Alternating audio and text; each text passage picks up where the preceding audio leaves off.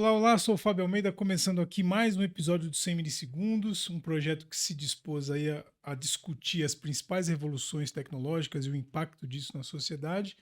E hoje para falar de branding aqui, falar de marca, até aproveitando ali, a gente mudou aí, vai mudar de marca, né? Tá mudando de Gumned para Big durante 2024, até pegando esse gancho, chamei aqui um super especialista para falar desse tema.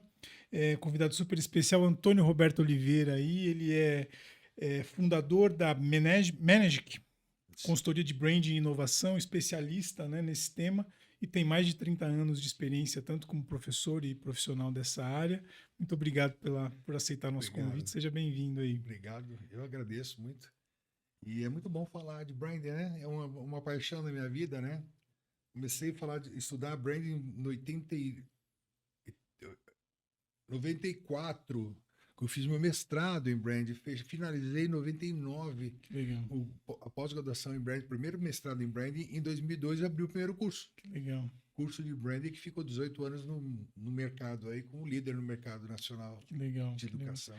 E aí acho que pega muito, assim, uma das premissas, né, do projeto é discutir o impacto, né, da massificação da internet, da tecnologia nas profissões, nas empresas, e acho que o branding acho que passa por isso, né, assim, o como se pensava uma marca, né, antes dessa massificação e como se pensa hoje, né, a construção de uma marca. Então, para a gente começar o papo, acho que seria legal dar esse panorama aí, né, desde lá de trás da concepção de um curso desse, como era Sim, concebido, né? Como foi concebido e como hoje, na hora de pensar uma grade dessa, como se pensa considerando todas essas ferramentas que a gente tem hoje, né? beleza. Bom, o branding ele nasceu em meados dos anos 1990, né, dessa década, e, e foi alguns livros que foram publicados por David Acker, até Philip Kotler, criaram alguns episódios, alguns parágrafos e Sobre o tema. capítulos, subcapítulos dentro do curso de marketing, dentro das aulas de marketing. Só que no final dessa década, né, 1998, 99, 98 foi quando eu fui para o Canadá participar de uma conferência internacional de identidade corporativa que colocava o branding como o, uh, o imperativo para o próximo milênio. Tá. Então se falava já no branding, por quê? Porque identidade corporativa, que era o que a gente sempre cuidava, sempre trabalhava, estava muito apoiado no marketing, mas o branding ele vinha com uma carga muito forte da questão da experiência, do consumo, do cliente em primeiro lugar. Então ele veio junto com design, veio junto com outras disciplinas que antes não se falava. Muitos gestores de marca dessa época, inclusive de formações dessa época, eles mantiveram seus escritórios de estratégia durante muito tempo. E eles não cuidavam da experiência, eles cuidavam da estratégia. E aí não tinham como entregar para os seus clientes. Então, quando a gente nasceu o curso, 2002, que foi o primeiro curso, a gente já vinha com uma pegada já diferenciada de juntar a lógica com a mágica. Tá. Inclusive, isso veio de um livro que eu adoro, que é o The Brand Gap, do Martin Neumeyer, que ele escreveu esse livro falando assim, Brand Gap, o, como criar uma ponte entre a lógica da empresa e a magia, né, que está por trás das experiências, das expressões, da comunicação, publicidade, do design. E normalmente essas áreas não se falavam. Então fazia muita estratégia, mas não tinha entrega, né? Então, sempre foi cuidado, as marcas sempre tiveram cuidado. Você vê as marcas centenárias, Coca-Cola, bom, Coca-Cola é um grande exemplo. Ford, né? Todas elas, Volkswagen. mas eu penso na Coca-Cola, porque a Coca-Cola ela ficou como líder, durante 12 anos ela ficou como líder no ranking da Interbrand com a marca Tá, mais valiosa do planeta. tá. Durante 12 anos a Coca-Cola teve na liderança. Isso era interessante, porque quando faziam pesquisa de marca no Brasil, quem ganhava sempre eram os bancos. Tá. Não tinha nada a ver com relação com o consumidor final. E nos Estados Unidos, na Europa, eles cuidavam muito, a preocupação era muito maior com o consumidor final. Tá. Então, Coca-Cola, né, Pepsi, ou todas as marcas de consumo eram as marcas mais potencializadas e mais valorizadas. E que sempre tiveram um investimento muito alto Investimento muito em em propaganda, né? propaganda, né? em criar uma propaganda memorável, né? Que fosse ali sim. lembrada. E naquela época, como você falou, né? Como que era antes? Naquela época, basicamente, se cuidava da propaganda. A gente não tinha essa relação que a gente tem hoje da internet, da comunicação imediata que existe, da resposta que é imediata do consumidor ou cliente. Eu não gosto muito da palavra consumidor, das pessoas. As pessoas, elas respondem. Eles são muito mais ativas hoje. E isso acabou dando um boom, né, na mudança como a marca se comporta em relação a isso, Tá. né? Então essa mudança, começando pensando na época das grandes marcas, marcas centenárias que tinham um modelo de gestão centrado no consumidor, mas era uma preocupação muito mais de comunicação do que as experiências propriamente ditas, eram as marcas mais valorizadas. Com a questão da internet, com a mudança da internet, criou-se um conceito chamado Experience Design, que tinha a ver com branding, mas era muito mais voltada aos portais de comunicação, a ideia de como que a marca ela se relacionava com o seu público por meio da internet. Por quê? Porque a gente conseguia fazer compras sem necessariamente a gente entrar no portal da marca. Né? Hoje a gente tem, né, esses grandes sites aí que você pode comprar qualquer coisa e comprar o produto pelo preço. E tem até hoje também tem indústrias que tem o e-commerce ali, que você pode comprar direto na indústria ali, né? Algumas coisas. Que aí é uma relação, um relacionamento direto com a marca, né? Não tem Direto. intermediário, né? Isso. Então é isso. Eu acho muito que o brand, mais do que nunca, hoje ele é necessário. Porque teve uma época que as pessoas achavam que brand era uma moda. Né? Ele saiu do escopo do marketing para virar o escopo da empresa como um todo. Recursos humanos, finanças, relacionamento, gestão de crise, tudo que está a empresa gere internamente, ela precisava cuidar da marca. Também com os funcionários, né? Como esse funcionário ele comunica, né? Onde ele Funcionário, trabalha, a primeira coisa que ele vai falar para a mulher quando chega em casa, ficou péssimo o meu dia, hoje aquele meu chefe foi um carrasco comigo. Isso fica, né? Isso propaga de uma maneira muito rápida. A mulher vai contar para a amiga e assim por diante. Então, sim, é uma bola de neve. sim. Então, a preocupação com o funcionário, com o relacionamento interno, com o tipo de gestão mais participativa, mais horizontal, é muito mais importante nos dias de hoje. A gente tem uma escola muito grande que é o Vale do Silício. Tá. O Vale do Silício, as grandes empresas, startups e FIIs vieram com esse modelo.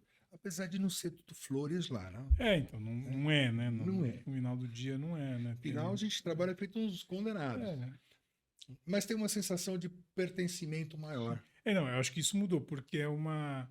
Pode citar, quem trabalha no Google, né? Não diz que vai... não vou para o escritório, não vou para o Google. Né?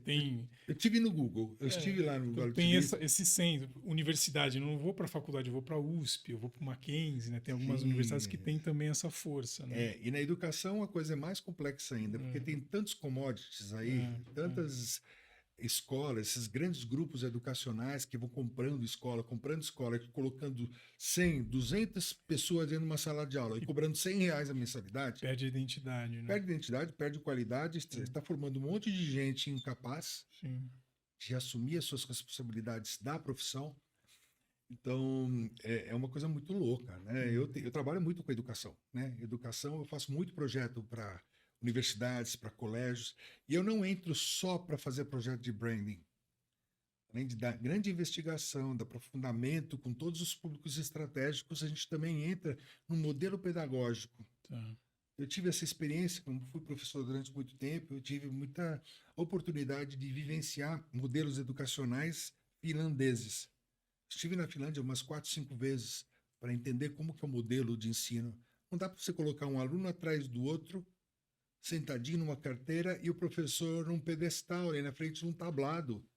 Essa relação também mudou, né? Essa está mudando, não mudou. Tá. Você vê as principais escolas ainda continuam com o mesmo modelo. É um modelo muito arcaico. Um modelo assim que você supervaloriza o professor, sendo que o conteúdo está na sua mão. Todo o conteúdo do mundo está na sua mão. no seu smartbook. Porque qualquer coisa que um professor diga em sala de aula hoje pode ser questionada, né? Se Pode. ele não passar a mensagem corretamente ali, é mais desafiador, né, para um educador hoje em Então, dia. o modelo mental está mudando, né? O modelo mental está mudando com as gerações, né? A gente tem as duas gerações aí, são gerações 100% digitais. A geração Z, que está numa faixa de 25 a 27 anos, que estão fazendo faculdade e estão fazendo já pós-graduação. E a geração alfa, que está em torno de 13 anos mais ou menos, que está no colégio, na escola. São as duas gerações que estão no mercado educacional hoje, é uma grande massa. Eles vieram do digital, eles nasceram 100% digitais. Né? Quando eles nasceram, já existia internet. Então, a diferença do pensamento é muito grande. Esses jovens, eles pensam de forma randômica, as coisas acontecem assim, porque é assim que dizem as más línguas, alguns pesquisadores nos Estados Unidos, dizem que já existe até uma evolução da espécie. A gente sabe que a evolução é de muitos e muitos anos acontece, mas existe uma maneira.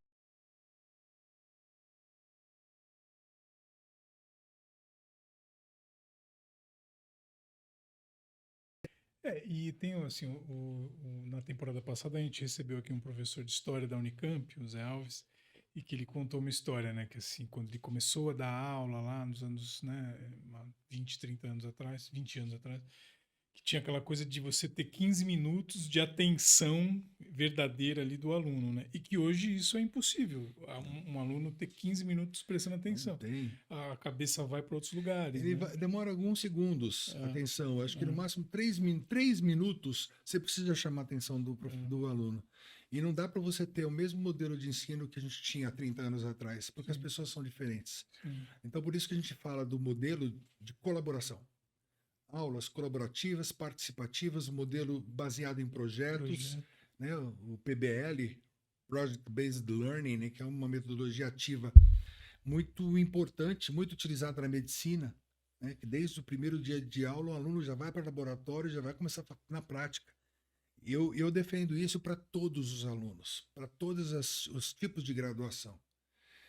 E imagina que a própria GV, né, Getúlio Vargas, ela tem um curso de Direito que é totalmente diferente de qualquer outra escola de Direito que existe no mercado. Então, tem uma participação maior do aluno, o aluno produz muita coisa. Então, quando você estuda, você expõe sua ideia, quando você faz um simulado, ou então trabalha numa palestra, você aprende muito mais do que você ficar de forma passiva assistindo a aula. Sim, sim. Né? Você aprende porque você precisa mostrar alguma coisa, você tem que mostrar algumas evidências ali. É porque você está envolvido, você vai aprender, né? Sim, é isso que é o grande sacado. Por isso que os modelos das startups, né? A gente fala das startups que eu gosto do modelo por causa do modelo horizontal, né? Não, eu sei que tem muita coisa que a gente vê que são erradas até hoje, né? Eu tive a oportunidade umas 3 vezes para o Vale do Silício com alunos meus, né? Porque dentro da minha vida acadêmica eu tive muita oportunidade de viajar muito, né? Desde 2002, quando criei o curso. A primeira turma que eu levei para Londres foi 2004. Foi a International Branding Conference, não Week, International Brand Week, que era o nome da semana que a gente fazia. Todo ano a gente levava aluno. De 2004 até 2021, todos os anos eu ia para Londres e parava em outros países para a gente entender como os players estavam fazendo, como as marcas estavam se relacionando com seus públicos e como os escritórios de branding estavam fazendo projetos de branding para seus clientes. Então, e eu também fui para o Vale do Silício com uma semana de inovação. Eu conversei muito com o pessoal, muito sobre esse modelo. Você falou da Google, visitei a Google. Volta no Google. Visitei a Google e na Google eu conheci uma coisa bem interessante da Google, que naquela época, pelo menos era assim, não sei se mantém a mesma filosofia, todos os funcionários são acionistas da empresa. Então, eles assumem como a empresa fosse deles. Sim, eles têm um senso de pertencimento. Um senso de pertencimento e de responsabilidade muito grande que cada funcionário tem. Ele sabe que qualquer coisa que eles estejam fazendo, ele está fazendo para o próprio bolso. Né? Então, tem um movimento muito forte. E isso é uma política que está acontecendo lá no Vale do Silício também, de outras empresas adotando o mesmo tipo de filosofia. Tá. Agora tem, assim, a gente teve, né, tem o contraponto disso também, né, de funcionários que saem e falam, pô, não é essa maravilha toda e tal.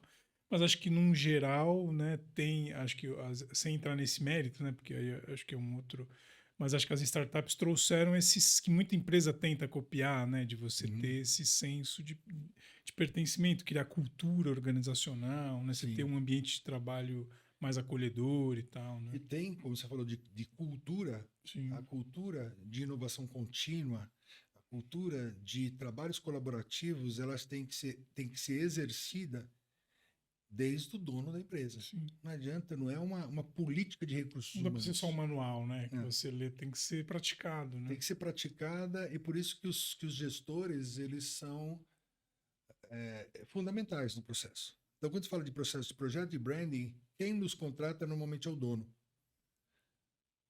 Quando o marketing nos aciona, eu falo, tudo bem, vou falar com você, mas eu quero falar com o dono. Que o cara tem que O abraçar, cara né? tem que abraçar essa causa, porque se ele não abraçar a causa, o projeto não vai para frente. Não dá. E aí acho que nisso, acho que dá para a gente fazer um gancho aí que a gente teve agora um recorte de mundo com a pandemia aí.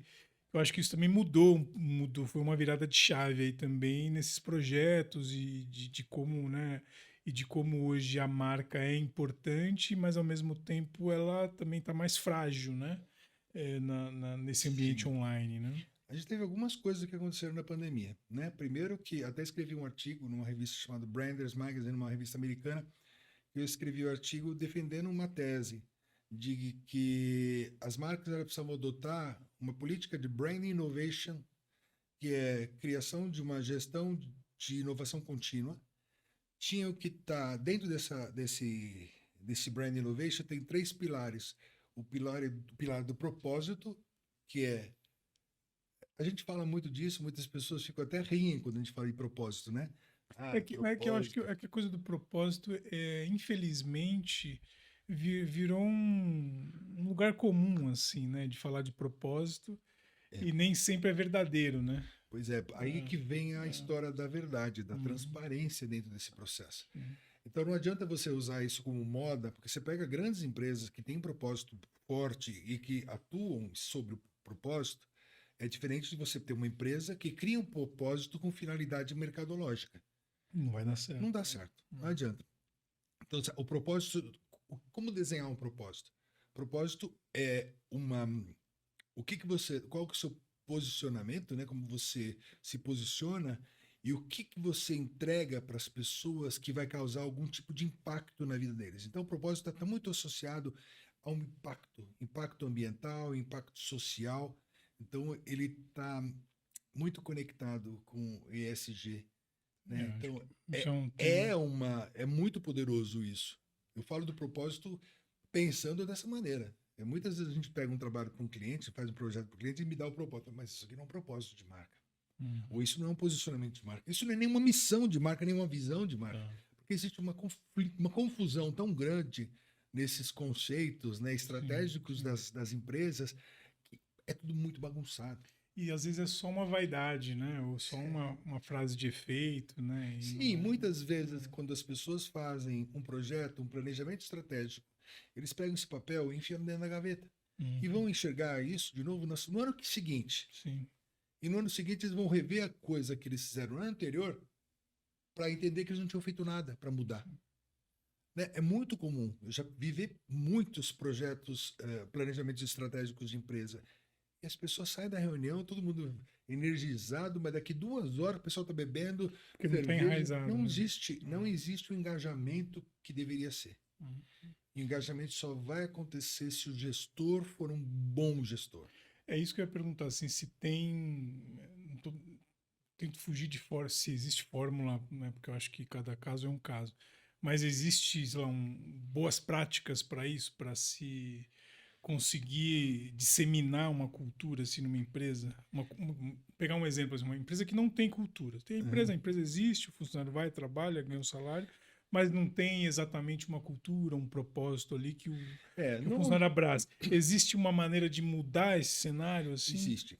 Normalmente, quando a gente entra num projeto de marca, a gente faz uma pesquisa. Essa pesquisa é uma pesquisa, muitas vezes, a maior parte das vezes é qualitativa, né? Que a gente faz pesquisa em profundidade, entrevista em profundidade, fazemos focus group, fazemos investigação, observação. Fazemos muito disso para a gente entender o diagnóstico, qual que é o problema que acontece. A maior parte das vezes, a gente sabe que existe uma cultura. A cultura está lá. Tá, Mas é uma cultura que vai baseada no gestor. tá, Então é meio que a cabeça do cara que acaba. As pessoas percebem, sentem isso. tá. O gestor precisa mudar. Por isso que eu falo que o gestor é fundamental dentro do processo. Gestor, não estou falando do gestor de marketing, estou falando do dono da empresa. O cara que está lá em cima, que é o cara que tem poder de bater o martelo sem precisar ficar de outras pessoas ali no Tá. processo. Normalmente a gente fala com o conselho das empresas. E o conselho adota ou não um posicionamento. Agora, quando a gente fala de propósito, a gente normalmente vai na história da empresa. Eu falei para você, eu acabei de fazer um projeto para a Unaerp que está fazendo 100 anos. Tá. Universidade de Ribeirão Preto, fazendo 100 anos agora em 2024. Isso acho que mais para o final do ano, né? Que eles têm aniversário. E a gente lê o livro do fundador da empresa. Já existia esse livro. E hoje a gente pega os gestores atuais, são mais jovens, são super. Uma formação impecável que eles têm, mas como eles vêm de famílias diferentes, né? Porque o gestor, o dono da empresa, ele teve filhos, os filhos geraram novas famílias, e as famílias viraram, hoje, são os primos que trabalham junto. Tá. Então, todos eles têm um objetivo em comum de fazer a coisa acontecer. Só que isso não era muito compartilhado entre eles, né? Porque é uma questão da própria experiência de cada um. Quando eu li o livro deles, eu percebi que o livro do gestor, ele já falava de coisas extremamente poderosas na época, como se fosse o Walt Disney. Tá. O Walt Disney era visionário, ele olhava para frente, as pessoas até hoje usam o Disney como um Como uma modelo, referência. uma referência. É. Então, esse trabalho foi impecável, porque nós não criamos nada. Nós fizemos acontecer. Trouxemos da própria história, a história da empresa. Legal. Os princípios que vinham lá do dono da instituição, do fundador, que já morreu, colocamos ele para funcionar. Legal. E aí acho que tem uma história, numa das aulas que eu assisti, sua, que você deu durante a pandemia, você falou sobre fidelidade e infidelidade de marca, né? Que acho que é um conceito interessante, assim, acho que dá para falar nisso, né, nesses dias de hoje, né? O como isso é volátil, né? O como isso também é desafiador para as marcas, né? Hoje, Que é o mundo ideal, assim, das marcas é sempre fidelizar o cliente, né? Quando a gente pega uma campanha, né? Não, eu preciso fidelizar o meu cliente. Bom, o quanto hoje isso é difícil, né? não é fácil. Não. Na verdade, nunca foi muito fácil você ter fidelização de cliente. Sim. A gente falava muito de fidelização há tempo atrás, né? Que era um dos degraus de todo um processo de entrega para os seus públicos, né? O público, a primeira fase é conhecer o produto, e aí comparar esse produto ou serviço com os concorrentes, tomar a decisão de utilizar o produto ou serviço, gostar ou não. Pode parar por aí. A próxima etapa é: experimentei, gostei. Gostei, mas não quero continuar. Gostei, mas eu gostei de verdade. Eu vou comprar, vou repetir. E o último degrau é a fidelização. Quando o cara recomenda para as outras Que pessoas. vira o embaixador, que é o mundo ideal. Né? O cara virar o seu embaixador ali de graça. Seria lindo, né? É. Todo mundo, toda marca quer ser recomendada por alguém, né? Você não precisa nem de propaganda. A boca é o maior patrimônio que essa marca tem. Mas o que precisa para isso? Primeiro que os nossos públicos, esse público mais jovem, a geração Z, que eu estava falando de geração alfa, eles não são adeptos a isso. Eles têm mais dificuldade de fidelizar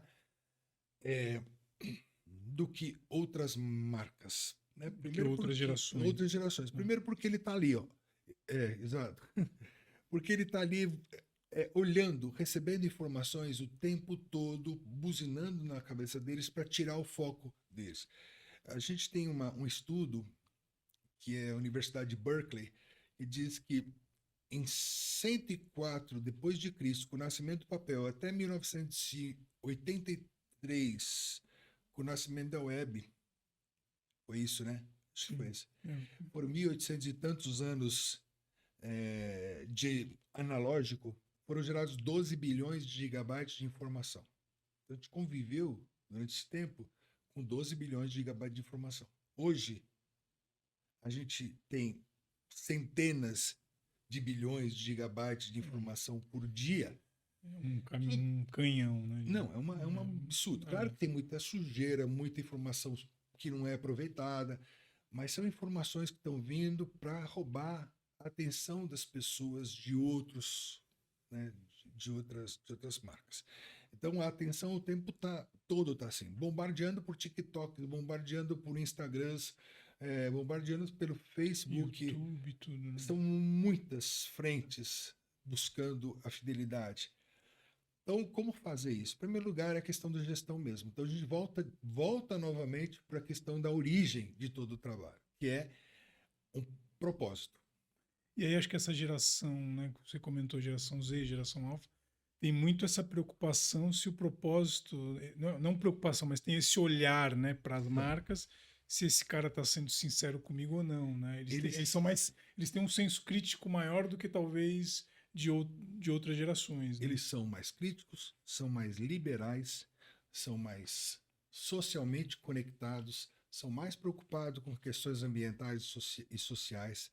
Eles não têm preconceito com gênero, nada. Eles são muito abertos. Isso, inclusive, é talvez uma das...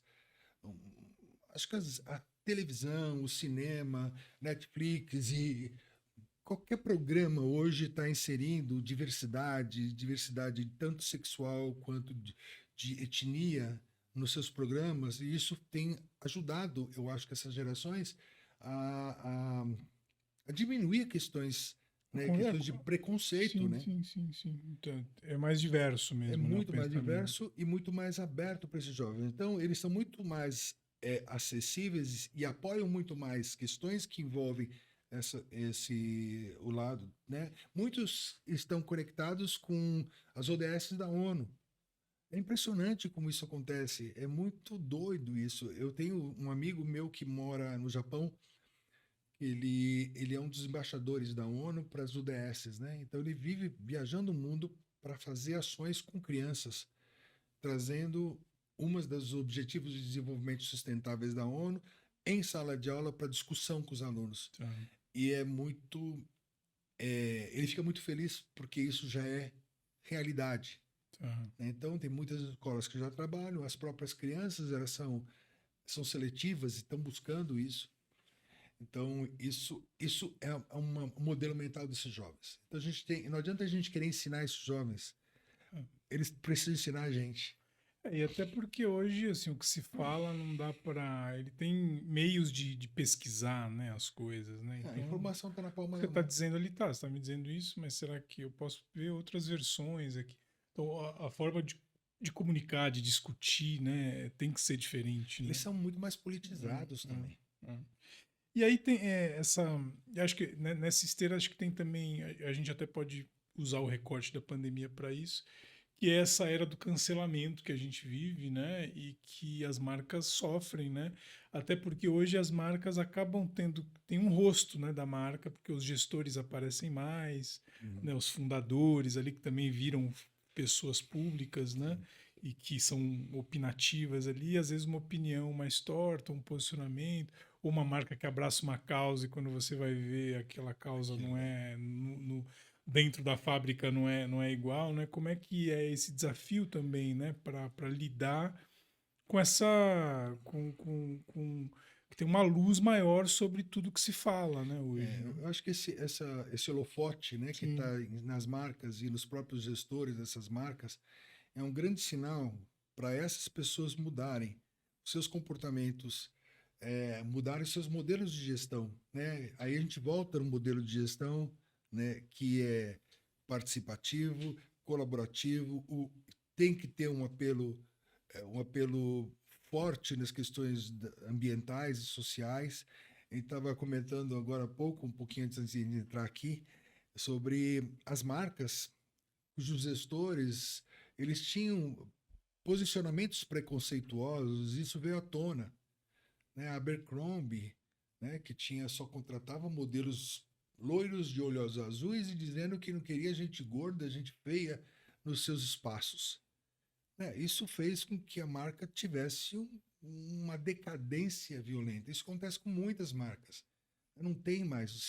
Se você fala algum tipo de absurdo, você tem que corrigir imediatamente esse absurdo. Né? E é muito difícil você conseguir ter reversão.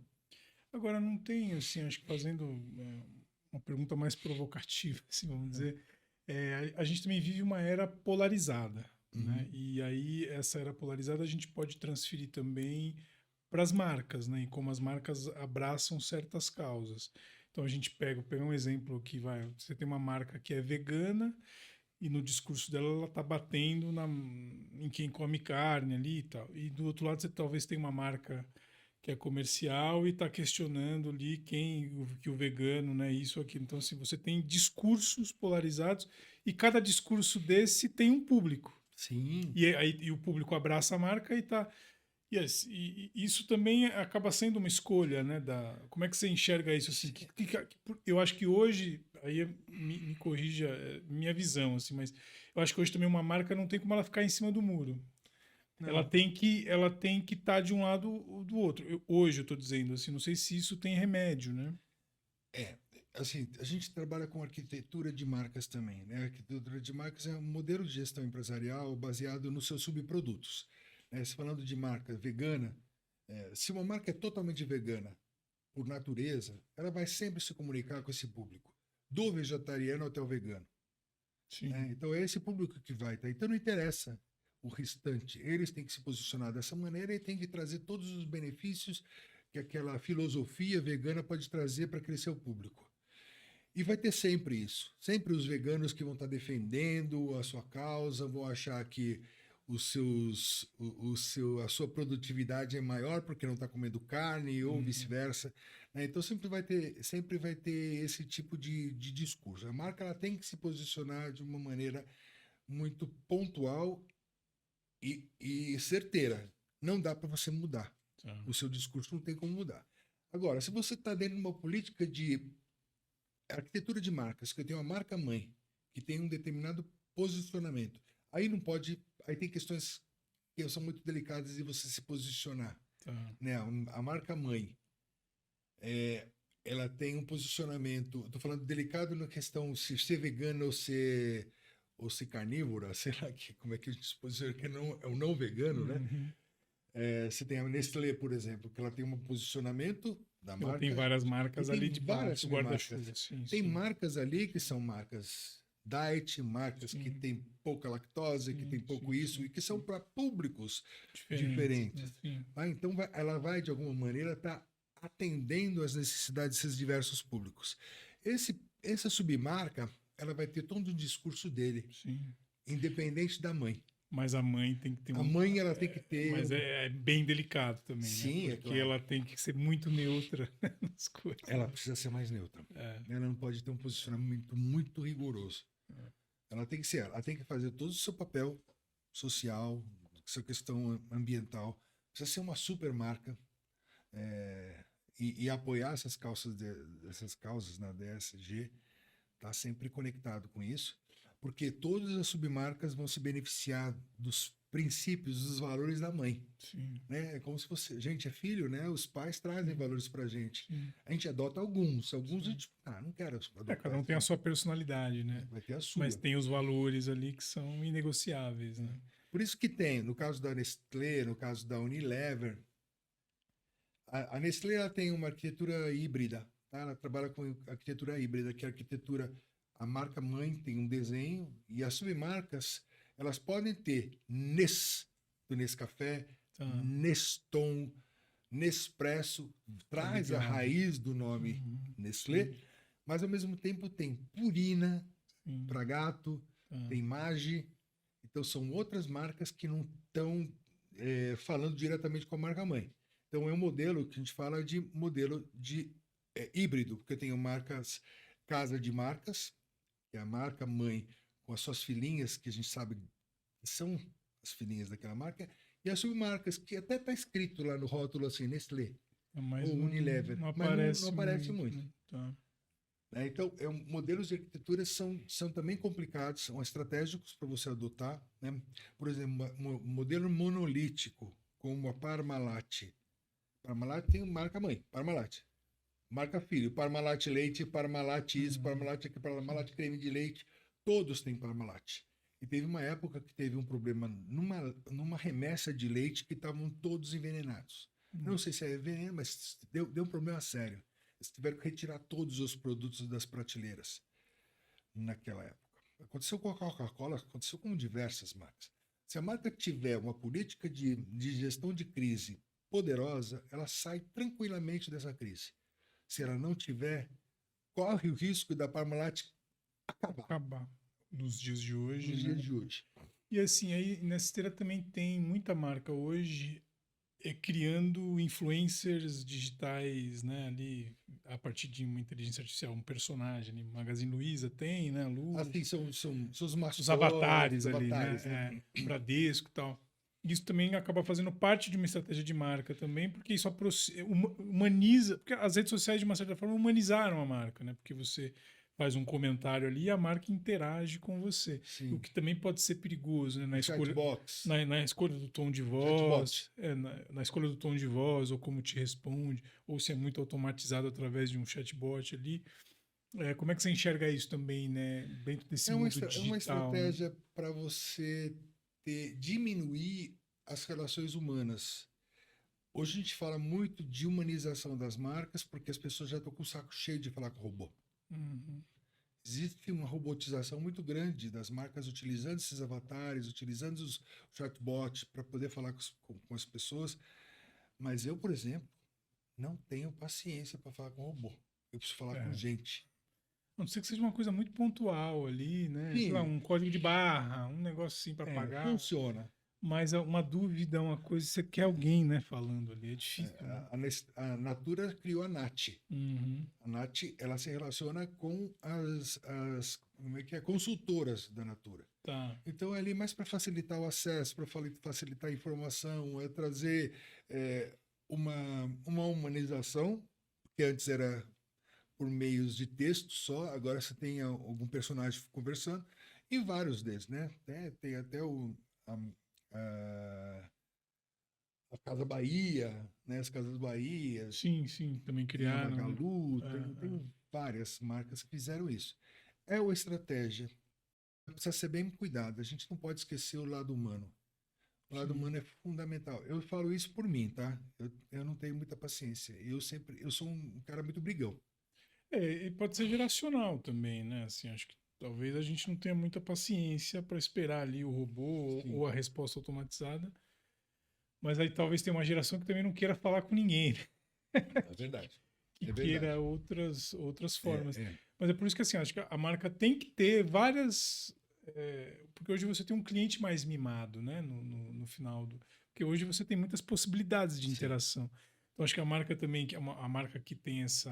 Que tem produtos para o grande público, acho que ela precisa estar preparada para várias abordagens de atendimento, né? A gente tem que levar em consideração também realmente os acessos, né?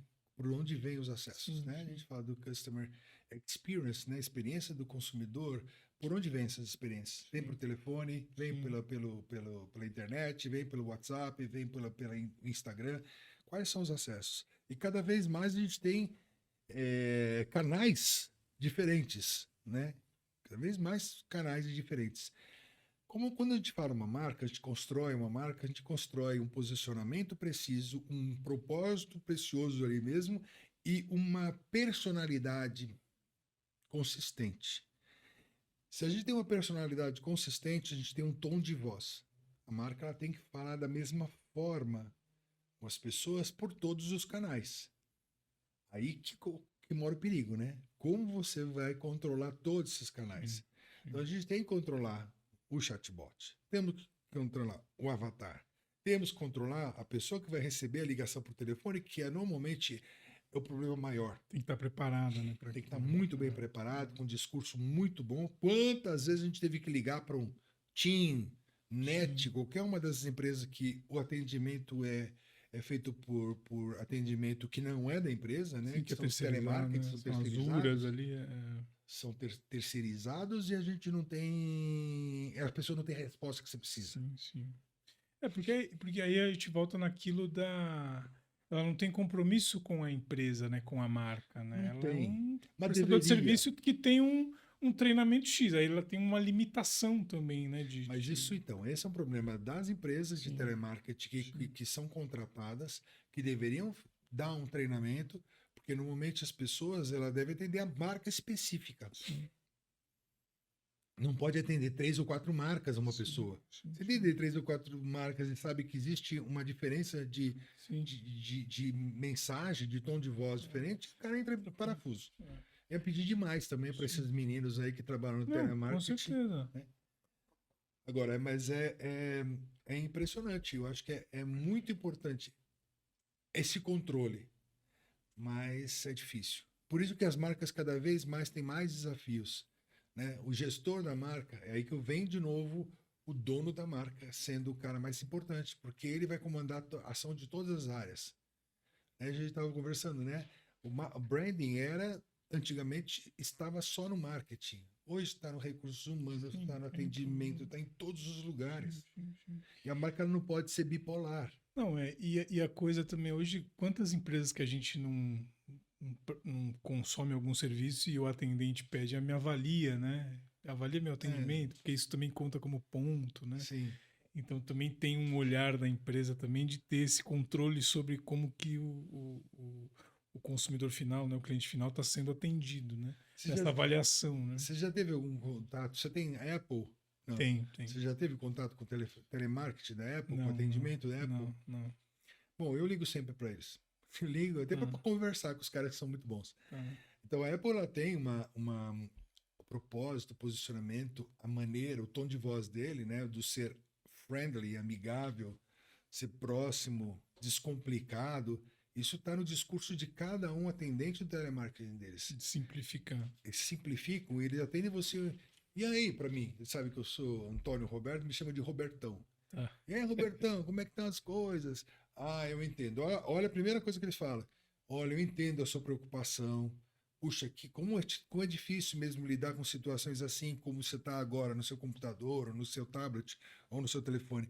Ele dá uma informação que parece que ele está sendo empático com você.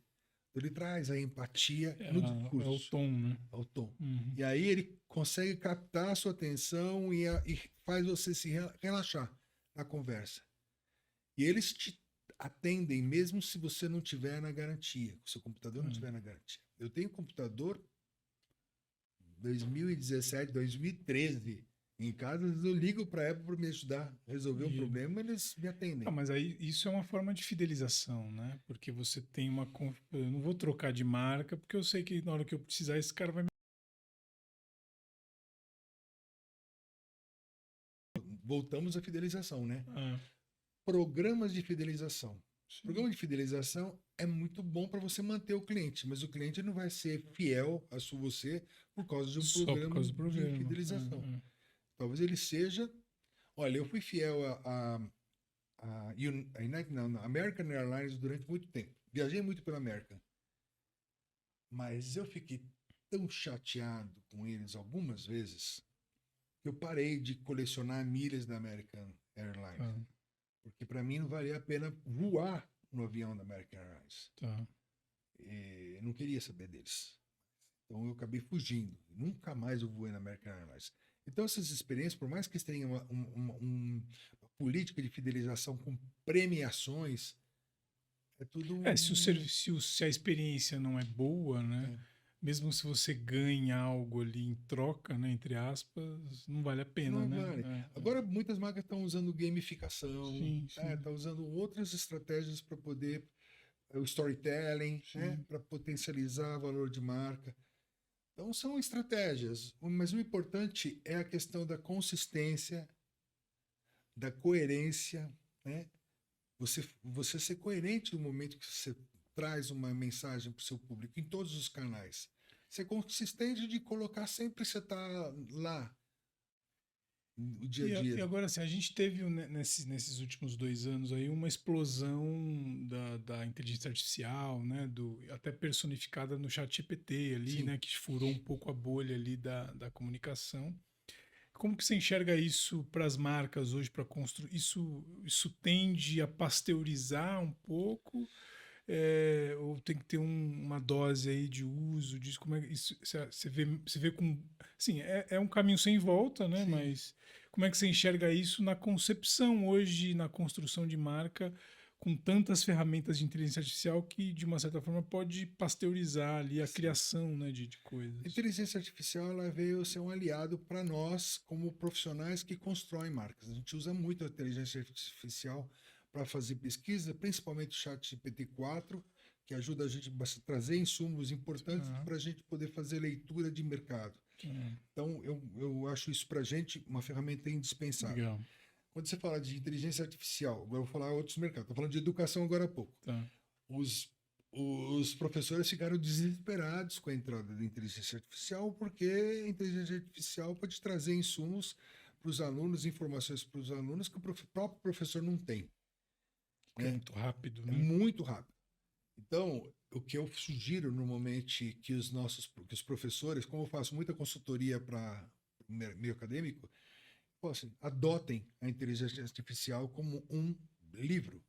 Ele é um meio de trazer a informação para o aluno e o aluno, só que ele tem que ser bem treinado, saber onde vai buscar a informação, E, saber quais são as É, fontes e daquela aí é um informação. desafio para os profissionais também saber dar o comando ali dentro, né? Sim, Também como é que você busca informação, né? Como é que você é. Eu estrutura. acho que aí o professor ele tem que saber ensinar como escrever um prompt.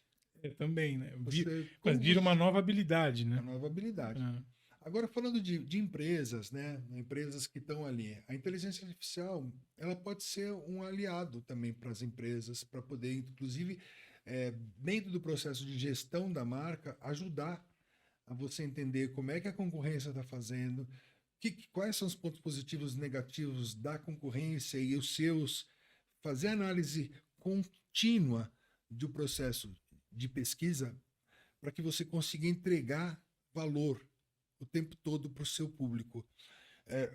Quando comecei a nossa apresentação aqui, eu falei da investigação, né?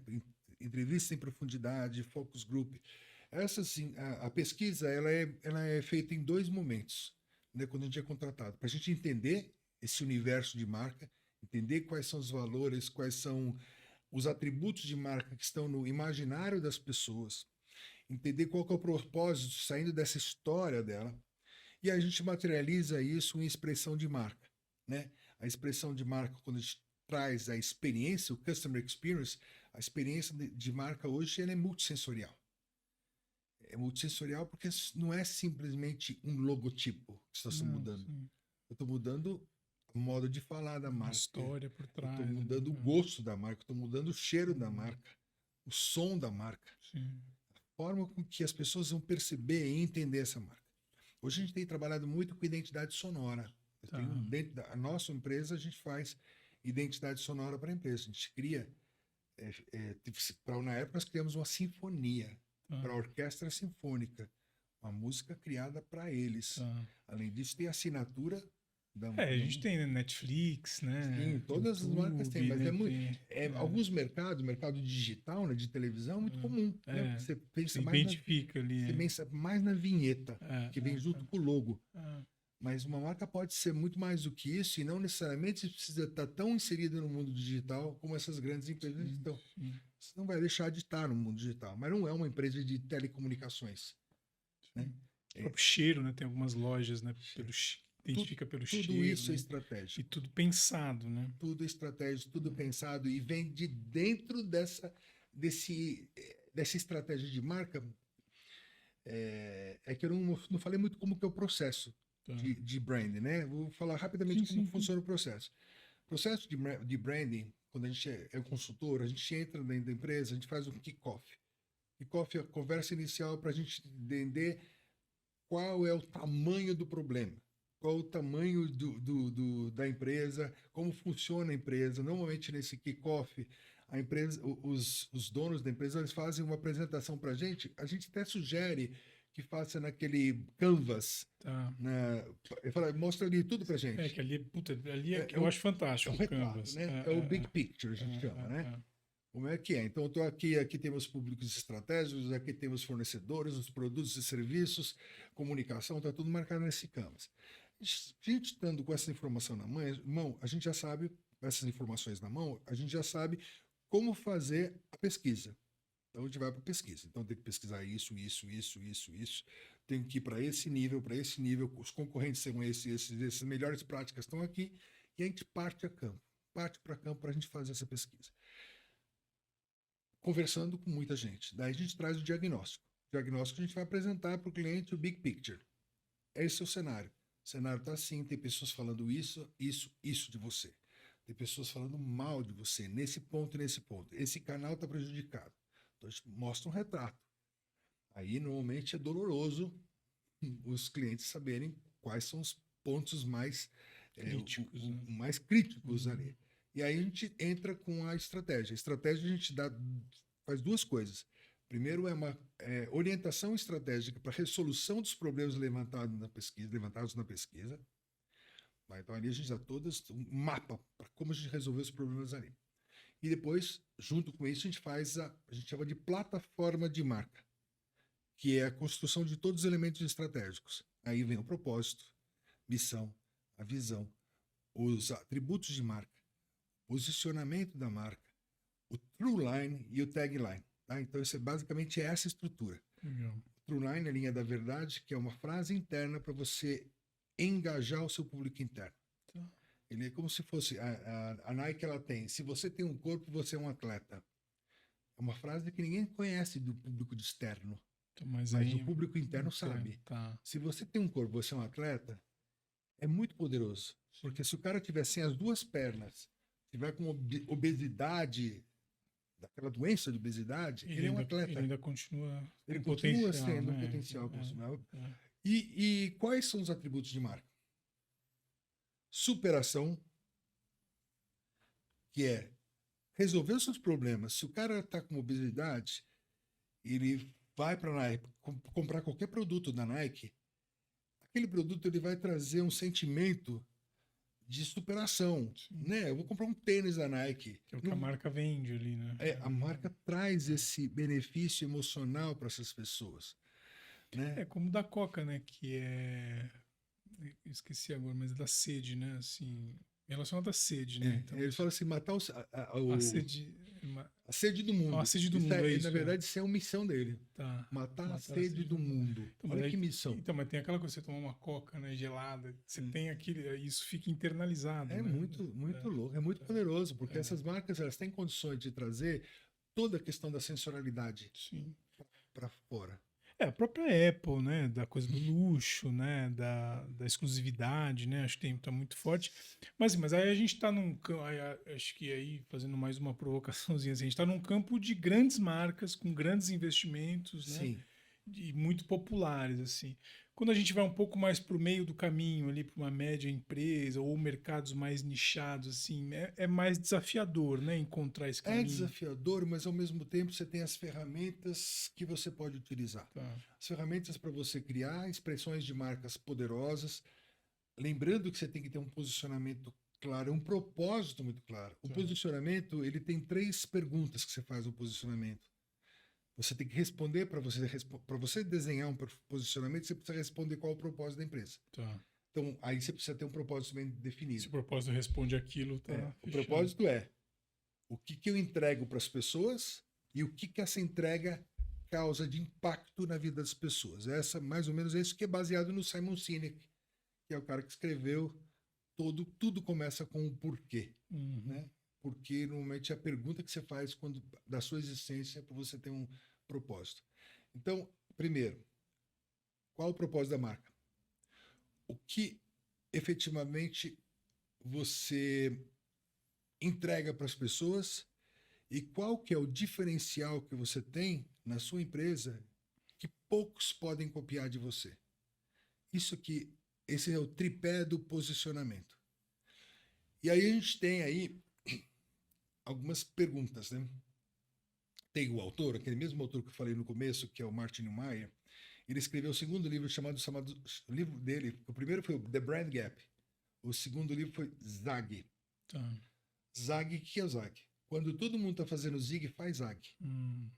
O Boa. livro é inteirinho falando sobre diferenciação, Tá. sobre posicionamento e diferenciação. É muito poderoso. Que entra um pouco na coisa do oceano azul, oceano vermelho, né? Sim, Tá. exatamente. Como que você consegue descobrir dentro do seu mercado algo que seja seu, que Sim. ninguém consiga copiar de você? Sim. Então, essa é uma resposta para todas as marcas de qualquer tamanho. Tá. Excelente. Né? O que você entrega que realmente poucas pessoas podem se apropriar disso? Sim. Que é a sua assinatura, né? Vamos dizer Então, assim. são 3 perguntinhas para você ter um posicionamento. E, normalmente, o posicionamento está muito apoiado na sua diferenciação. Por quê? Porque o propósito já está escrito antes. E a entrega é o que você entrega, Sim. efetivamente. Então, grande sacada do posicionamento é a diferenciação. Então, quando você tem uma marca de qualquer tamanho, para qualquer mercado, sobre qualquer produto ou qualquer serviço que você esteja oferecendo, você tem que se destacar da multidão. E destacar da multidão é criando um posicionamento diferenciadíssimo. Assim, criar soluções muito novas. O segredo das grandes marcas é isso. É a novidade. O Tesla virou uma grande marca porque o carro elétrico. Sim. Foi o Carro primeiro elétrico ali, autônomo. autônomo. É. E pega as próprias redes sociais, né? Quem foi pioneiro ali, o próprio Google, né? Tem essa. A gente falou do WhatsApp. Então, você vê, todas elas têm um diferencial. Tem uma coisa que faz, né? Se destacar. O Né, LinkedIn. Pois é. LinkedIn, business. Assim, o LinkedIn, que é uma rede social, mas se a gente pegar em termos de rede social corporativa, não tem concorrência, né? Não existe concorrência. Né? A mesma forma que as pessoas se posicionam, o perfil das pessoas que estão no LinkedIn, Sim. nem todos estão no LinkedIn. Não, mas você tem ali um público que é muito qualificado, vamos dizer assim, e que se posiciona de uma outra maneira ali dentro, né? Sim. Assim, não é uma rede social que você também pode falar qualquer coisa, né? Aí, Tem consequências. No LinkedIn você precisa tomar cuidado com a foto que você vai colocar também. também. Sim. É outra história. É uma outra coisa. E assim, aí dentro do seu olhar atento, assim, né, de ser um profissional dessa mão, o que você tem dessa área? O que você tem visto aí nos últimos tempos, assim, de coisas bacanas que estão sendo feitas, né, em relação à marca, à construção de marca? Se quiser citar a marca ou não, mas não necessariamente. E coisas que talvez que você olha assim e fala, putz, ainda derrapam nisso, assim, tem alguma coisa que você pode citar em relação a isso? Vamos lá. Tem algumas tendências, na verdade não são tendências, são coisas que já aconteceram já faz tempo já e que ainda não estão sendo adotadas, né? Primeiro essa questão da sensorialidade, né? Uma marca multissensorial é aquela marca que pensa na marca como se fosse um indivíduo, se fosse um personagem. O personagem tem forma de se vestir, forma de andar, forma de falar, tem cheiro próprio, tem o próprio tom de voz. Então, todos os aspectos que envolvem um personagem, uma pessoa, você pode transferir para a marca. Isso cria uma identificação muito grande entre a marca e seus públicos. Então, poucas marcas fazem isso tudo. As marcas elas estão se preocupando com outras coisas. Mas isso é uma questão de aproximação, de criar identificação. É uma das coisas. Outra coisa que é interessante, que a gente hoje, por conta dos devices tecnológicos, por conta do acesso que a gente tem na palma da mão, é que antigamente a gente falava muito de logotipos impressos, né? Papel, cartazes. Hoje não é necessário mais que isso aconteça desse jeito como sempre foi. Eu sou professor de design também, então eu sou designer de gráfico. Eu fiz muita identidade visual na minha vida. E eu sempre pensava de uma forma meio cartesiana que a escola era a escola suíça ou Bauhaus, a escola alemã. Então era muito cartesiano, era tudo muito preciso, tudo na identidade. Quanto mais preciso, mais forte a marca ficaria. Hoje tem essa questão da flexibilidade. A marca ela é dinâmica, a marca ela é movimento, ela pode virar um movimento. Então os exemplos que a gente tem das redes de televisão que vieram com esses movimentos para a rede de Globo, o Plim Plim, aquele globo virando multicolor, né? E a internet dá muito mais possibilidade. Muito mais né? possibilidade. Então, hoje a gente trabalha muito a marca em movimento, né? A gente chama de moving brand. Ah, São as marcas, porque também tem uma questão de conceitual, né? Que o que é marca, o que é logo, né? hum, No Brasil, a marca sempre foi confundida com logotipo, tá. principalmente nas escolas de design. Ah, vou desenhar uma marca, estou desenhando um logo. A marca tem Né? A marca é o logo. aham, Só que esse conceito de marca é muito mais amplo tá. do que o logo, né? Marca é isso tudo que a gente falou agora há pouco. É toda essa questão da relação, da história, do posicionamento, de como você conta isso. No final, o logo, se ele tiver que mudar, quando você faz uma mudança de estratégia na marca, é importante que tenha uma mudança na identidade também. Porque a identidade vai mostrar para o público que existe uma diferença, alguma coisa aconteceu ali. Pode saber que vai ter mudança de relacionamento, vai ser mais potencializado uma coisa ou outra. Então, normalmente a estratégia, quando a marca muda, o desenho gráfico dela, sabe que atualmente isso, tá? Nem sempre acontece assim. Muitas vezes vai, eu tô cansado do meu logotipo, faz um logotipo novo e continua o mesmo tipo de atendimento, a mesma coisa. Só mudou a identidade visual, né? Só mudou a identidade visual. Não. Então, então tudo isso, falando por questão do marca em movimento, né? As marcas em movimento, ela é uma outra maneira de você fazer. Tá. Eu fiz uma marca para o Rio Branco, Colégio Rio Branco, que a marca é um objeto, ela virou uma escultura. Então, no visual, no gráfico, ele tem uma forma que você bate o olho, você sabe que é tridimensional aquilo, Tá. mas você consegue transformar aquilo num troféu. Uhum. Pode mudar, construir uma escultura daquilo. Materializa aquilo. Materializa aquilo numa escultura, as pessoas entram dentro, você Ah. cria novas experiências de marca. Então, quanto mais experiências positivas a sua marca tem com o seu público, mais fortes vão ser essas associações e memória da marca. É por isso que a gente fala, né? Eu sempre falo, eu sempre sugiro para meus clientes a gente fazer marcas multissensoriais. Porque se você não tem o visual, se você escuta o som, tum, tum, tum, tum, imediatamente se lembra da Intel. Sim. Mesmo se eu não esteja nas notas corretas, Sim. eu estou na melodia correta da música, Sim. independente da tonalidade dela, eu estou contando a história da Intel. Sim. E é uma outra maneira de você criar memória. Existem alguns estudos também sobre o impacto das experiências no dia a dia das pessoas. Se você tem um tipo só de experiência visual, é um tipo de resposta que Os próprios jingles, né? Que a gente teve uma Sim. era de ouro aí dos jingles, né? Na publicidade brasileira, né? Que lindo. até hoje são reverberados, né? Hoje a gente não trabalha mais com o jingle propriamente dito, né? O jingle é uma das formas de a gente poder criar identidade sonora. A gente tem, dentro do projeto de identidade sonora, a gente trabalha até com tom de voz. A gente contrata uma locutora, um locutor, que agora, atualmente, do jeito que a inteligência artificial está poderosa, nem precisa. a gente pode até adotar um personagem, uma voz, para aquela marca, ela vai sempre se comunicar daquele jeito. Se a marca é uma mulher, uma marca feminina, uma masculina, né? A gente vai dar atributos humanos para a marca, então tem que definir sexo, definir profissão para ela. E essa marca, ela vai conversar com as pessoas. Então tem o som.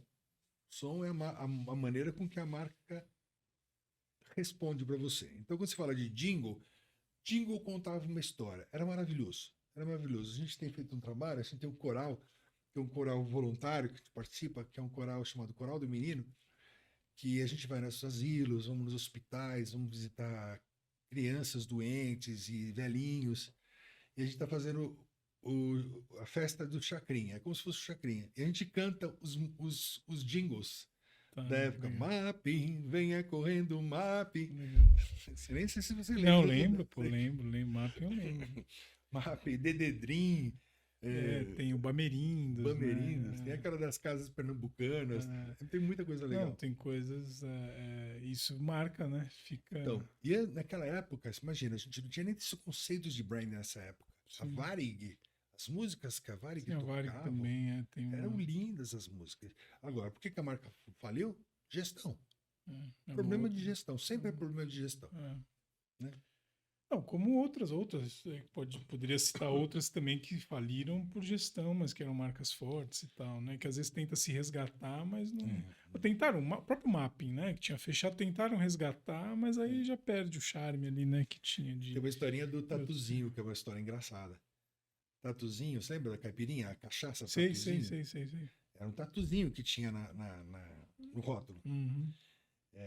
Tem uma história que é que o filho do dono da Tatuzinho, ele fez desenho industrial na FAP, ele resolveu falar para o pai, deixa eu mudar o rótulo. Aí ele mudou o rótulo. Mudou o rótulo, foi um fracasso de venda. Fracasso de venda. Assim, eu não saía do lugar aquela, não saía das prateleiras por conta da mudança do rótulo. Aí depois eles pegaram, recolheram, mudaram o rótulo para o anterior e continuaram a vender e estava o mesmo fracasso. E foram perguntar pro pessoal, um ou outro, fizeram uma pesquisa para saber. Ah, não, essa aqui é falsa. Por que é falsa? Porque não tem o índio.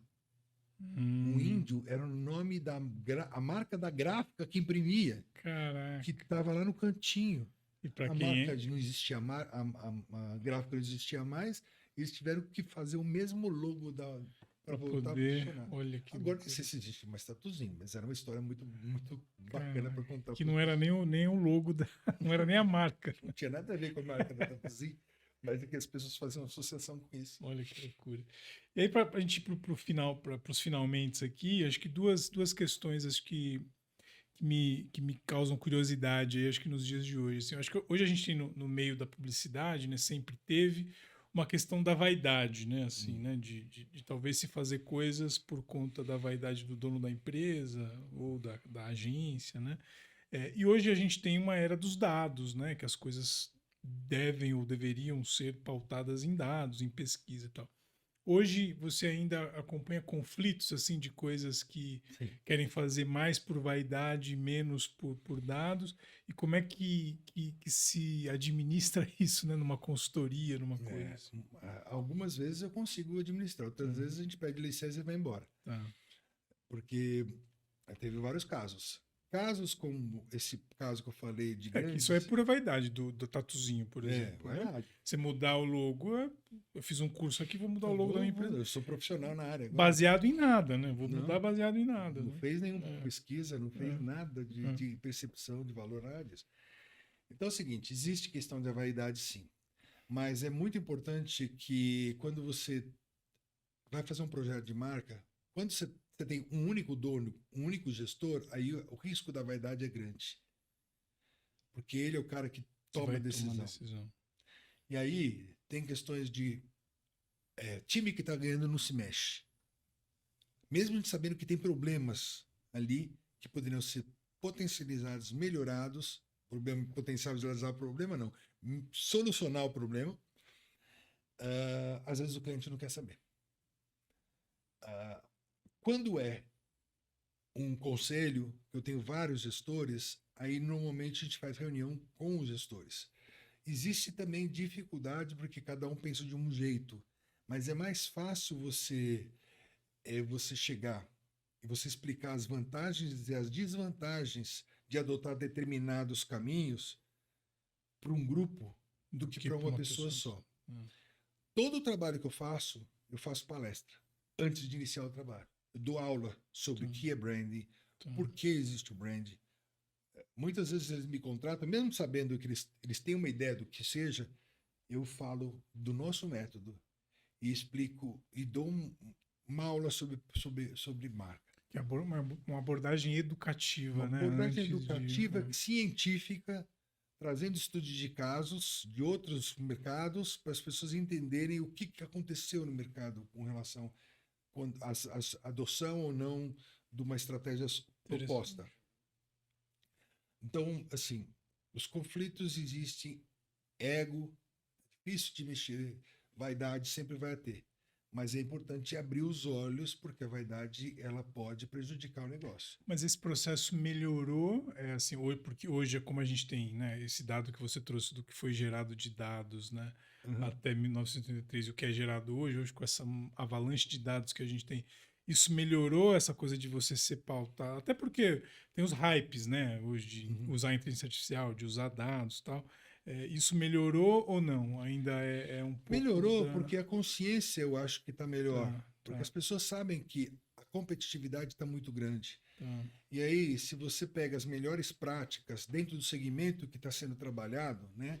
Então, a gente está falando de mercado automobilístico. Quais são as melhores práticas? O que está acontecendo no mundo e quais são as tendências? Normalmente a empresa sabe do que está acontecendo no mundo. Sim. Mas se você dá uma Mas passada tá. e uma analisada junto com o cliente, Já valida, já né? valida. O Tá. cliente ele começa a entender que existem caminhos diferentes que estão trazendo resultados melhores para aquela empresa do que para outras. Então, eu acredito muito nessa. Mas acontece. Acontece resistências. Tá. Normalmente eu quebro as pernas um pouco do meu cliente quando tem problema de resistência. Aí eu falo, bom, se você quiser manter do jeito que está, bem, não tem problema. Mas o seu concorrente está fazendo isso. Ó. Sim. Você Tem acha que que ele está fazendo usar errado? outro. Olha o tamanho do seu cliente, o seu concorrente agora. Hum. Aí o cara precisa entender que se ele não adotar. Tá. E aí uma outra questão que é sobre, que eu lembrei agora, até não tinha nem colocado na pauta, mas acho que é legal citar. A gente tem hoje uma coisa no Brasil muito forte que são os influenciadores, né? Os influencers e tal. E que a gente tem, né? A gente pode lembrar do baixinho da Kaiser, né? Que tá ligado a uma marca, o da Bombril, né? Sim. A Xuxa com o Monange, né? Tem várias personalidades que faziam, né, ali publicidade, que eram influenciadores, né, mas num outro grau, ligados a uma marca. E hoje a gente tem um trabalho muito forte de algumas marcas com influenciadores, né? E até de repente alguns gestores, né, que viram também a cara da marca, né? Tem esqueci o nome dele agora, mas da Eurofarma, né? Que ele mesmo faz Sim, era o Sidney, né? Sidney da Ultra Pharma. Ultra Farma, né? Eurofarma, perdão. Sidney de Oliveira. Que acaba virando ali o rosto da marca também. Como é que você enxerga isso, assim, o papel disso com os influenciadores que são os gestores, né? E também isso também tem armadilhas, né? Dentro disso aí, Sim. né? Quando você fala de o Sidney de Oliveira, ser representante da marca dele, é uma estratégia bacana. Porém, é uma estratégia que tem riscos. Porque daqui a pouco ele tá velhinho. Não vai Não é ser velhinho, não tá tão velho assim, mas de qualquer forma, ele é uma pessoa assim que ele precisa pensar depois na continuidade da marca. Ah, Várias marcas que têm a figura do dono em primeiro lugar, ela corre o risco da marca desaparecer se por acaso acontecer algum problema com ele. Se ele ah. ficar acamado, ficar doente ou vir a Porque falecer, aquilo vira para a marca também, né? vira para a marca. O Walt Disney ele sempre foi um cara extremamente é, é, sensível. Ao mesmo tempo, ele também tinha essa questão da vaidade, né? Tudo É o em que eu torno quero e pronto. é porque eu quero do jeito que eu faço, é assim que Uhum. tem que ser. Ele era visionário, mas ele fez a marca acontecer independente do rosto dele Tá. aparecer. Ele estava sempre presente, mas a marca ela tinha uma independência disso. Agora falando dos influencers, dos influenciadores, é uma faca de dois gumes, né? Por quê? Porque o cara se contrata um ator. É a mesma coisa que a gente fala isso de co-branding. Co-branding, quando você Uhum. junta uma marca com uma outra marca, ela pode potencializar a sua marca ou pode destruir a sua marca. Tá. Né? No caso um ator que de repente teve um problema de estupro, Sim. né? Daniel Alves. E tá associado a Está uma associado a marca. alguma marca. Ah. Imediatamente ele vai trazer um problema para a marca. A marca vai ter que se Vai posicionar ter e que se vai ter posicionar. que. Aconteceu isso quando teve o problema do Neymar, né? Que ali ficou provado depois que foi um golpe e tal, né? Quando teve Sim. aquela gravação que fizeram, tinha uma campanha pronta para ir pro ar, que acho que era a Copa América na época da Mastercard. A campanha estava pronta para ir pro ar e tiveram que ali aconteceu toda aquela polêmica, tiveram que dar um passo atrás, tirar, né, a imagem do Neymar e colocar a campanha de uma outra forma. Aí depois, ok, depois se prova que não é, mas até provar você não consegue sustentar aquilo, né? Assim, Não, enquanto a coisa está acontecendo, mesmo que você esteja em investigação, nada está comprovado, é um perigo para a marca, Sim, porque aí vem a questão do cancelamento, como você falou no sim, começo. sim. A marca vai ser A cobrada, marca né? vai ser cobrada e se não tiver um posicionamento claro, preciso e transparente, vai ser cancelada por uma boa parte do seu público. Um grande exemplo disso é a polarização política que nós tivemos. Sim, sim, Essa divisão do país em dois. sim, sim. Marcas que apoiaram Determinado um lado, um determinado lado lado, tiveram problemas sérios. sim, sim. E aí ficam associadas, né, a isso, e é difícil, né, depois você É, reverter, né? mas, É, é isso, e aí a gente está vivendo isso, né? Assim, a gente tá, assim, o mundo está muito doido, assim, porque as pessoas estão se degladiando porque o entregador não sobe na sua casa para entregar comida, né? E tem casos disso assim, e é uma coisa muito louca assim, né? E como isso, né, as marcas que estão por trás desses aplicativos, né? Como é que também isso como é que isso bate, né? tem muita coisa acontecendo que a gente vai ter que aprender com isso, né? Sim, Imagina acontecer as marcas que estão associadas aos aplicativos, né? iFood, todas as outras marcas. Aí tem os bandidos que usam as mochilas do sim, iFood sim, e matam alguém sim. Com, usando a com aquela marca, mochila nas costas, né? O assassino da iFood. Ou um aplicativo de carro que usa para sequestrar alguém, né? E Sequestrar, aquela, e estupro, aquela marca. quantas Isso. causas. Então, eu acho que agora existe também as pessoas estão mais atentas. As pessoas sabem que aquilo não foi causado pelo iFood. Que aquilo não é da marca, um problema daquela Sim, marca. sim, sim. Então a gente consegue identificar isso por conta da mídia, graças a Deus a gente tem isso também no mercado, a gente Sim. tem bons jornalistas fazendo um trabalho de coberturas interessantes no mercado para poder Tirar trazer. isso, E né? também tem as fake news, né? Não. E aí isso Aí, também é uma outra seara também de uma marca ser associada a isso e tal e ter. Prevent Senior teve um problemaço. é, Pagaram não sei quantos milhões agora por conta da história Foi na época do Covid, né? da Covid. É, é. Da cloroquina, da ivermectina e de Sim, todas essas coisas aí sim, que eles sim. começaram a A fazer, receitar, né? receitar para todo mundo. É. Não, é complicado.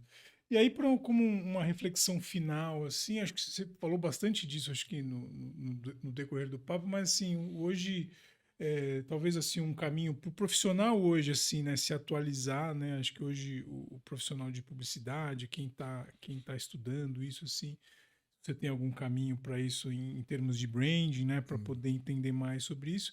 Para as próprias marcas, assim, né?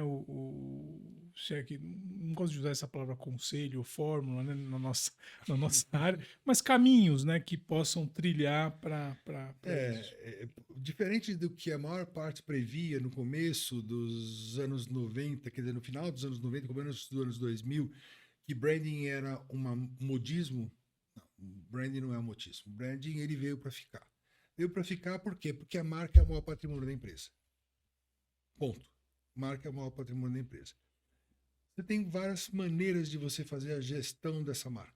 Então, você precisa saber qual que é o melhor caminho para você. É importante ter um olhar externo. Aí eu me coloco à disposição como profissional para poder ajudar. Mas não necessariamente você precisa estar com um profissional externo, contratar uma consultoria para fazer esse trabalho. Mas é importante que você tenha uma administração cuidadosa, um modelo de gestão cuidadoso, pensar na inovação contínua, pensar nessa coisa da adaptabilidade rápida, porque a gente teve essa lição que nós aprendemos com a Covid, né? Tivemos que fazer mudanças de um dia para o outro na nossa forma de agir, no momento que o comércio ficou fechado, né? Quem não adotou o comércio digital, né? Entrega, delivery, dançou. Né? E fora as escolas que não se adaptaram ao ensino à distância ou ensino híbrido, também dançaram. Então, hoje a gente pensa, temos que acelerar o processo. Então, eu tenho esse modelo, né, do Brand Innovation Pad, que são esses 3 pilares, né?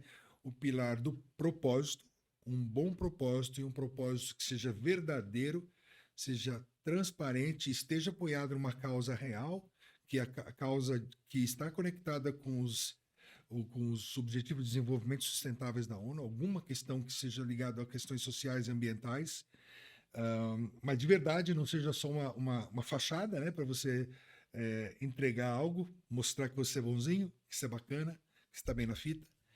Não. E você ter metodologias ágeis porque você tem que ser rápido na tomada de decisões. Não dá para você ficar esperar que a pandemia mate tantas pessoas aí para você tomar algum tipo de atitude, né? E a diferenciação, né? Oferecer algo que seja mesmo diferenciado no mercado. Para aquelas pessoas que querem estudar mais sobre branding, existem vários livros no mercado.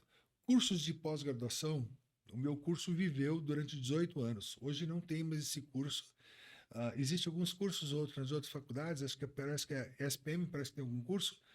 A FIA tem um curso de branding também, que é um curso de especialização.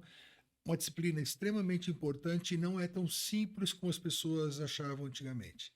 Tá? Então, vale a pena o estudo, vale a pena buscar bibliografia. E tem vários grupos de discussão sobre branding nas redes sociais. Instagram, WhatsApp, tem esses grupos de discussão. Tem algum livro que você indicaria assim de cabeceira para isso? Olha, eu vou te dar 3 livros. Tá. 3 livros que eu vou te explicar o porquê que eu estou falando sobre esses 3 livros. The Brand Gap, Zag e Designful Company. Olha que lindo, são todos em inglês o livro. Na verdade, esses 3 livros são do Martin Neumeyer. A empresa orientada pelo design, o Brand Gap continua sendo em inglês e Zag continua sendo em inglês. O título são os 3 livros do Martin Neumeyer. Eles foram publicados em português, esse livro, e eu escrevi os prefácios dos 3 livros. Olha, e fiz revisão técnica dos 3 livros. Boa. Martin Neumeyer é um dos caras que eu mais confio, é um super consultor de marca do Vale do Silício e um grande amigo meu. Eu confio perfeitamente. Outro livro que é maravilhoso é Designing Brand Identity, da Alina Wheeler. Esse livro não tem tradução. Teve uma versão que foi traduzida para português, mas agora a última versão, ela é maravilhosa. O livro é fantástico e ela morreu faz pouquíssimo tempo de câncer, mas o último livro dela saiu agora, esses dias, nas livrarias. Legal, maravilha. Obrigado, Antônio, pela participação aí. Foi show de bola o papo e contem com a gente aí, muito sucesso aí para Manage, né? Assim, projetos aí, a gente fica em contato. E muito obrigado aí, a gente volta na próxima. Um abraço.